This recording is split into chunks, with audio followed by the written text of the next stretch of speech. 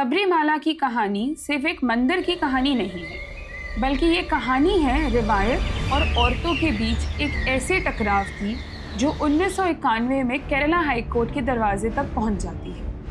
कानून का मुख्य सवाल था कि क्या सबरीमाला मंदिर धार्मिक परंपराओं के आधार पर 10 से 50 वर्ष की महिलाओं के प्रवेश पर रोक लगा सकता है, या फिर ये रोक संविधान के अनुच्छेद 14 और 15 के तहत समानता के अधिकार का उल्लंघन है।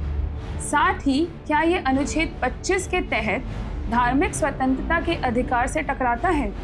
अनुच्छेद 25 हर व्यक्ति को अपने धर्म को मानने या ना मानने की स्वतंत्रता देता है और अनुच्छेद 26 के तहत हर धार्मिक संप्रदाय को अपने धार्मिक संस्थानों और धार्मिक मामलों के प्रबंधन करने की स्वतंत्रता दी गई है, बशर्ते इससे सार्वजनिक व्यवस्था, नैतिकता और स्वभाव प्रभावित नहीं होने चाहिए। केरला हाई कोर्ट की इस याचिका में याचिकाकर्ताओं ने कहा कि सबरीमाला मंदिर में 10 से 50 वर्ष की महिलाओं पर लगाया प्रवेश का निषेध संविधान के खिलाफ है, यानी असंवैधानिक है। उनका तर्क यह था कि मंदिर सार्वजनिक पूजा स्थल है, तो केवल मेंस्ट्रुएशन की उम्र के आधार पर रोकना समानता और उपासना की स्वतंत्रता के अधिकार का उल्लंघन है। ये वो मूल अधिकार है जो हम सब नागरिकों को हमारा संविधान देता है। वहीं दूसरी तरफ ट्रावनकोर देवस्थान बोर्ड यानी कि TDB का तर्क ये था कि सबरीमाला की परंपरा बहुत पुरानी है और वहाँ भगवान अयप्पा के ब्रह्मचारी देवता के रूप में पूजा करते हैं। इसलिए 10 से 50 वर्ष की महिलाओं का प्रवेश रोकना उनके अधिकार का उल्लंघन नहीं, बल्कि एक धार्मिक रिवाज है। बोर्ड का यह कहना था कि ये मंदिर सदियों पुराने रीति रिवाज के अकॉर्डिंग चल रहा है, जिसमें अदालत को दखल नहीं देना चाहिए। दोनों पक्षों की दलीलें सुनने के बाद कोर्ट ने यह फैसला दिया कि मंदिर में महिलाओं के प्रवेश पर लगाई पाबंदी को मान्यता दी जाएगी। लेकिन कहानी यहाँ पे खत्म नहीं हुई। इसके बाद कई याचिकाएं दायर हुई और कई सालों तक ट्रावनकोर देवस्थान बोर्ड का यही पक्ष था कि कोर्ट्स को भारतीय संविधान के अनुच्छेद 26 के तहत धार्मिक संप्रदाय की स्वायत्तता यानी ऑटोनॉमी का सम्मान करना चाहिए। 2016 में इस मामले ने एक नया मोड़ लिया जब सुप्रीम कोर्ट के 5 जज बेंच के आगे यह मामला पहुंचता है। सवाल अब भी वही था कि क्या Kerala Hindu places of public worship rules 1965 के रूल 3 क्लॉज B और धार्मिक परंपराओं के तहत 10 से 50 वर्ष की महिलाओं को मंदिर के अंदर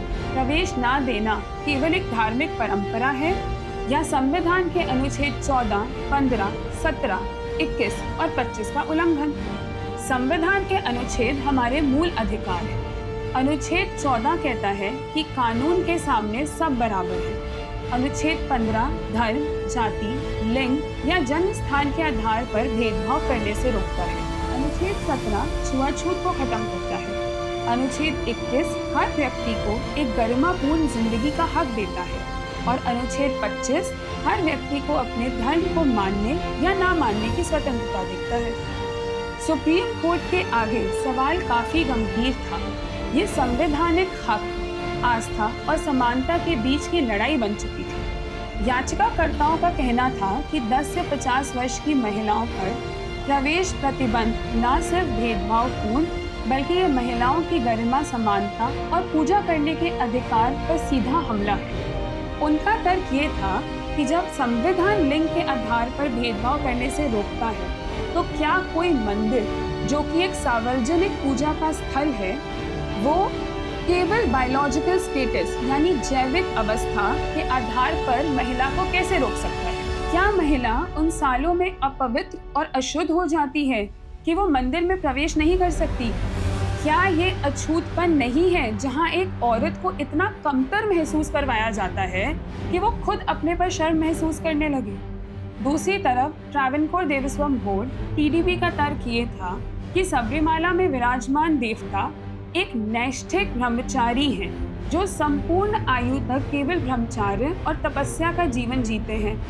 इसलिए युवा महिलाओं को मंदिर में प्रार्थना की अनुमति नहीं दी जा सकती, ताकि उनकी अखंड ब्रह्मचर्य और तप में कोई विघ्न न आए।